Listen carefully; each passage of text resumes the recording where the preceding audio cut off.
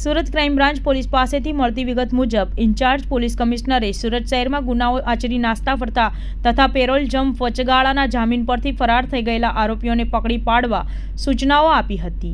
જે અનુસંધાને પોલીસની ટીમને બાતમી મળી હતી કે લિંબાયત પોલીસ મથકમાં હત્યાના ગુનામાં વચગાળાના જામીન પરથી ફરાર થયેલો આરોપી રાંદેર ટાઉન તીનબત્તી પાસે ઊભો હતો, જેથી પોલીસે આરોપી મોહમ્મદ મહેબૂબ ઉર્ફ SK મોહમ્મદ બદલે આસમ શેખને ઝડપી પાડ્યો હતો। આરોપી વિરુદ્ધ પોલીસ મથકમાં હત્યાનો ગુનો નોંધાયો હતો, જેમાં તે લાજપોર મધ્યસ્થ જેલમાં બંધ હતો। ત્યારે વચગાળાના 10 દિવસમાં જામીન મેળવી તારીખ 27/2/2024ના રોજ જેલ ખાતે હાજર થવાનું હતું, પરંતુ એ હાજર નહીં થઈ બિહાર ભાગી ગયો હતો। આરોપી મહેબૂબ ઉર્ફ SK શેખે લિંબાયતના એક ઈસમને પોલીસમાં બાતમી આપી હતી કે તેમ કહી અદાવત રાખી ઝઘડો કર્યો હતો અને ગંભીર રીતે મારી ચપ્પુ વડે જીવલેણ ઘા ઝીકી દીધા હતા, જેમાં યુવકનું મોત થયું હતું। હાલ પોલીસે આરોપીની ધરપકડ કરી લાજપોર મધ્યસ્થ જેલમાં મોકલી આપવા તજવીજ હાથ ધરી છે।